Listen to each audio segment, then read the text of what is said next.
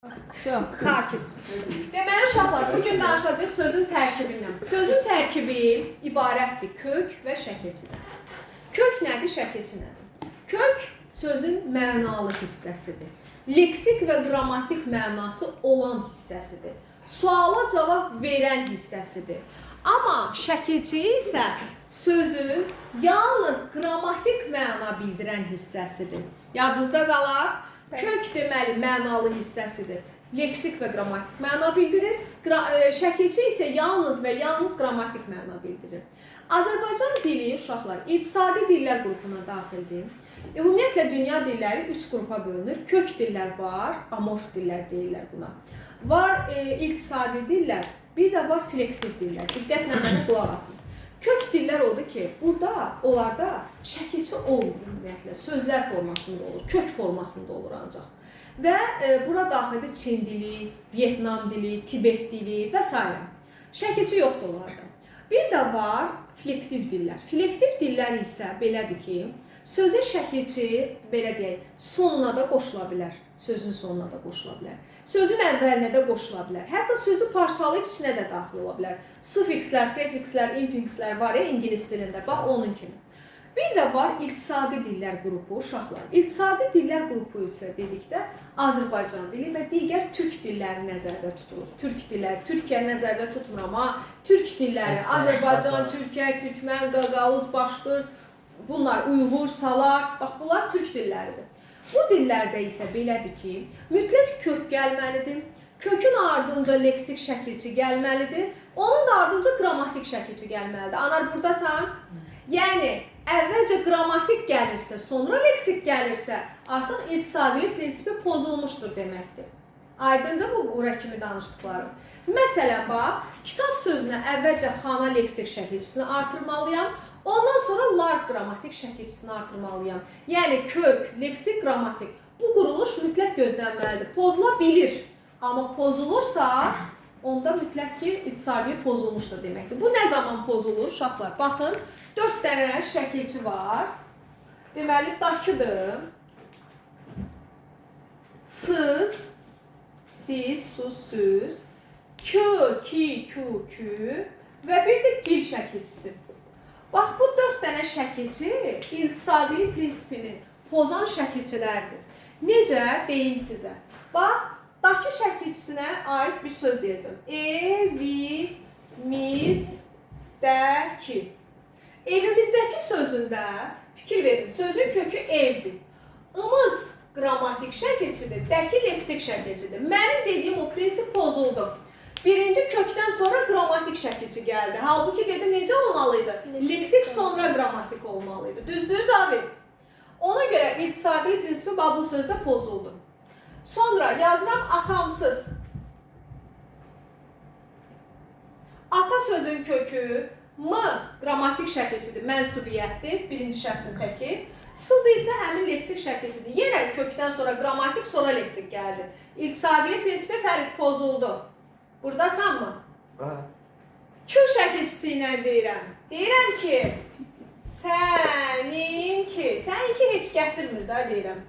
Sən sözün kökü, yiyəli hal ki, burada leksik şəkilçi. Yenə pozuldu iqtisadi prinsipi. Gillə də yazaq xalam gil. Xalam gil. Biz öyrənəmək kimi. Xala sözün kökü, m mənsubiyyət gil leksik. İqtisadi prinsipi pozuldu. Yəni, dediyim kimi, sözə əvvəlcə leksik, sonra qrammatik şəkilçi qoşulmalıdır.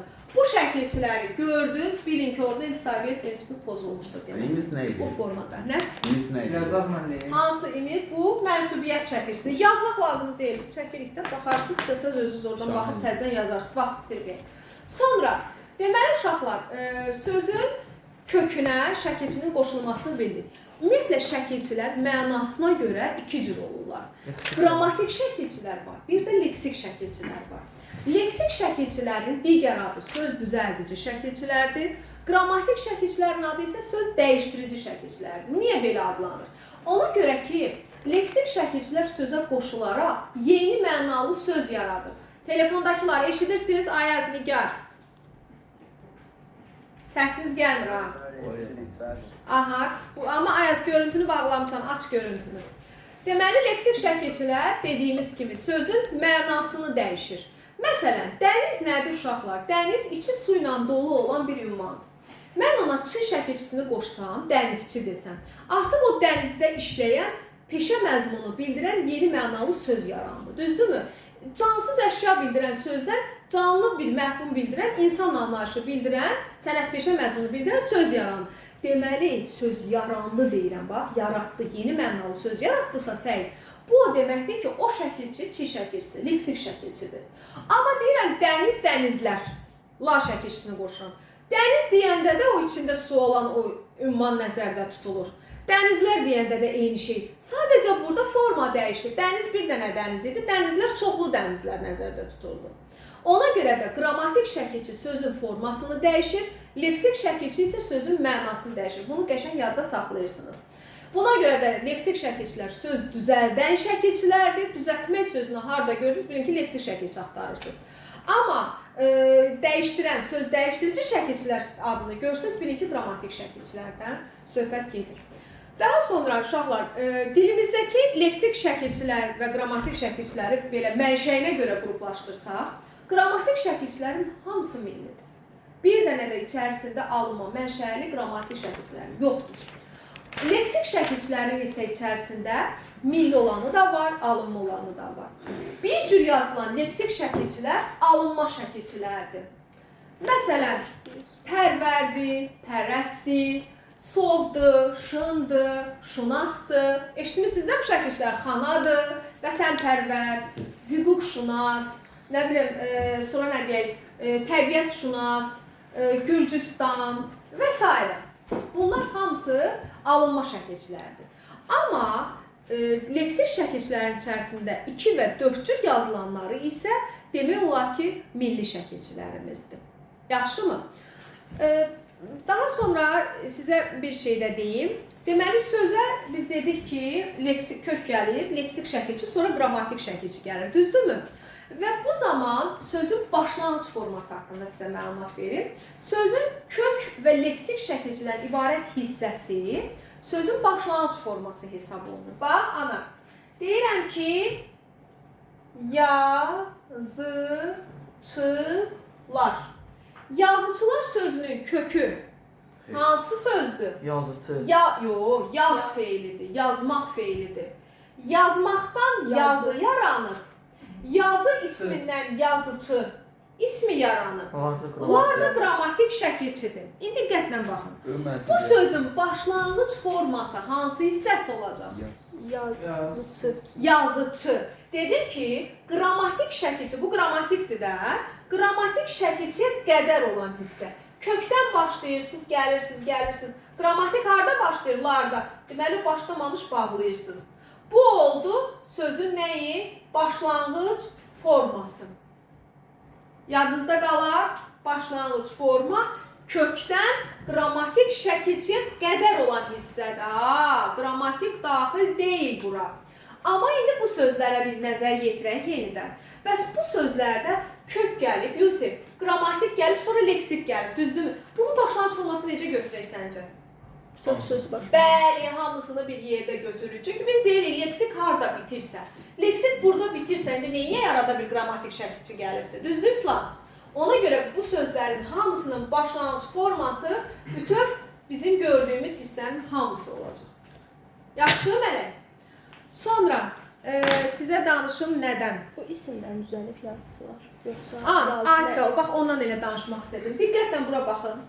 Yazıçılar sözünün kökü hansı nitq hissəsidir? Yazmaq feilidir. Düzdür? Feil. Yazmaq feilindən hansı nitq hissəsi düzəlir? Sual verək, yazı. Nə? Yazı. İsim düzəlir. Sonra gəlməyin ha, üstümə başa düşmədim. Belə isim düzəlir. Və fikirləşməyin ki, videoya baxıb təzədən ola bilər, baxa bilməyəsiniz. Ona görə istifadə edin elə vaxtında. Yazıçı. Yazıçı. Kim? O da yenə isim oldu, düzdürmü? İndi diqqətlə baxın. Yazıçı isminin desəm kökü hansı nitq hissəsidir? Kökü. Yazma. Onda buna baxacaqsınız, deyəcəksiniz feildir, fərq.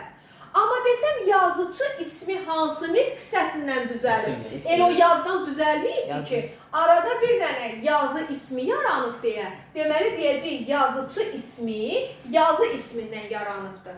Ümumiyyətlə söz hansı nitq hissəsindən yaranıb deyəndə axırıncı leksik şəkilçi burada hansıdır uşaqlar? Çıdır da. Axırıncı leksik şəkilçinin üzərinə əlimizi qoyacağıq. Nə qalır geriyə? Yazı. Yazı sözünə sual verib deyəcək ki, həmin nitq hissəsindən düzəlib. Yazı nə? Yazı. İsim. Deməli yazıcı sözü yazı ismindən düzəlibdir. Aydın oldu. Və sözdə bir leksik şəkilçi varsa, bu rahatdır. Məsələn, olsun, tutaq ki, susuz sözü. Susuz. Baxın bura. Susuz sözündə su sözün köküdür, sız leksik şəkilçidir. Su nədir nitq hissəsinə görə? İsim. İsim. Susuz nədir nitq hissəsinə görə? Sifət. İndi deyirəm ki, anar, sifətin kökü, yəni susuz sifətinin kökü hansı nitq hissəsidir? İsim. İsim. Deyirəm, indi sualı bu cür qoyuram. Susuz sifəti hansı nitq hissəsindən düzəlir? İsimlə. Yenə, niyə sifətdən ki? İsimlə. Fərid, bax, bir leksik... Düzələkdə isimdən olur. Bax, sözdə bir leksik şəkilçi varsa, bir dənə leksik şəkilçi varsa, onda bunun kökü də, yarandığı nitq hissəsi də o şəkilçidən öncə nə görürsənsə odur. Susuz sözünün kökü də su ismidir. Susuz sifəti elə su ismindən də yaranır. Amma mən buna bir dənə lıq şəkilçisini qoşsam, susuzluq, Sifətdən yaranmış. susuzluğu birinci, lığı artıranda görək nə yaranır, onu birinci müəyyənləşdirək. Mələk, nə yaranır? Susuzluq. Sual ver. Nə? Susuzluq. İsim yarandı. Bəli, isim yarandı. İndi sual verirəm. Susuzluq isminin kökü hansı nitq hissəsidir? Su ismidir. Bax, kök budur. Uşaqlar, kök budur. Bəs desəm, susuzluq ismi hansı nitq hissəsindən yaranır? Onda o isim düzəldən şəkilçi lıq idi da. Lıq nəyə qoşulub? Suya qoşulmayıb ki, sıza qoşulub, susuza qoşulub. Susuz hansı suala cavab verirsə ondan yaranıbdır. Susuz nitq hissəsinə görə sifətdir. Deməli, susuzluq ismi susuz sifətindən yaranır. Yəni, bu lıq şəkilçisi qaçıb gedib su kökünə sözün kökünə qoşulmayıb da. Arada bir dənə sız şəkilçisi gəlib ki, həmin o lıq sıza qoşulubdur. Sız da hansı nitq hissəsidirsə deyilir ki, susuzluq ismi həmin nitq hissəsindən əmələ gəlibdir. Ümumiyyətlə, bunu bir də mütləq baxarsınız, sözün kökü və yaranması. Əsla bunu qarışdırmayın, xahiş edirəm. Çox xahiş edirəm. Fərqli anlayışlar da olar. Sonra uşaqlar, gəldik, sizə deyim ön şəkilçilər və bir də son şəkilçilərdən. Bizdə ortaya artırılan o infikslər dediyimiz şəkilçilər yoxdur. Amma ön şəkilçilərimiz ki var, bunlardan bizdə də var. La, bi, ba, na, anti, a. Bunlar Cavid ön şəkilçilərdir. Ön şəkilçilər, yəni sözün önünə artırılan şəkilçilərdir. Sözün önünə artırılan şəkilçilərdir. Məli, Hə, bəs onda qasa-qasadakı A nədir orada? o şəkilçi deyil, hissəcikdir. Bağlam. Yo. Qaça-qaçdakı A, ha, ba. 3 dənə hissəciyimiz var ki, bitişdirici deyirik buna. Hissələrini bir-birinə bağlayır sözü, mürəkkəb söz əməl edir. Ona biz şəkilçi deyirik. Baxın uşaqlar, deməli, ön şəkilçilərimiz na, bi, ba, la, anti, a, bir də co var, comərd sözündə. Na ilə uşaqlar deyək, na, ki, şi. Yəni, bax, kişi sözün köküdür. Na, burada görürsünüz sözün önünə. Bax, bu da iltisaqili prinsipinin pozulmasıdır, ha, İslam. Fərid, Mələk, Zəhra. Bu da iltisaqiliyi pozubdur. Biz dedik, kök gəlməlidir, leksik gəlməlidir, sonra qrammatik gəlməlidir. Amma nə baş verdi? Bu kökdən qabaq leksik şəkilçi gəldi. Şəkilçi gəldi, keçdi əvvələ. Bu iltisaqiliyin pozulmasıdır. Na, kişi, bi, vəfa. Bi, şəkilçi, vəfa sözün kökü. Sonra Baməzə. Baməzə. Fikir versəniz uşaqlar. Məzəli deməkdir bu. Baxın, Bamiyə sözün köküdür. uşaqlar siz orada səsi bağlayın da, Nigar və Ayaz. Mənim səsim echo verir çünki. Baxın, baməzə sözündə Ba ön şəkilçisi li şəklində tələffüz olunur, məzəli. Amma bi vəfa ilə nakişidə isə sız, siz, sus, süz şəklində. Vəfasız, kişiliyi olmayan, mərd olmayan, düzdürmü? Və yaxud da laməkan. Bu da sız, siz kimi tələffüz olunur. Məkan. Bəli, məkansız, laməkan. Antikbar. Antikvar nədir? Antikvar. O O antikvar. sözün kökü. Elə sözü ümumiyyətlə bizdə antik sözü var. Antik nə idi? O anti, Bir dənə söz var idi. anti nə deyə? Antifaşist. Antifaşist. Yəni faşist əleyhinə və antivirus, virus əleyhinə, antiterror, terror əleyhinə. Aydındır? Yox, da zat da olur demək. Sonra aynen anormal. Yəni normal olmayan. Sonraki cömert. Mert də yəni Mərd. bildiniz. Sonra yo bitirməmişəm hələ. Hələ bitirməmişəm. Gələcək getdik. Mən nədən? Yaxşı uşaqlar. Hələ ki bu qədər və O ne?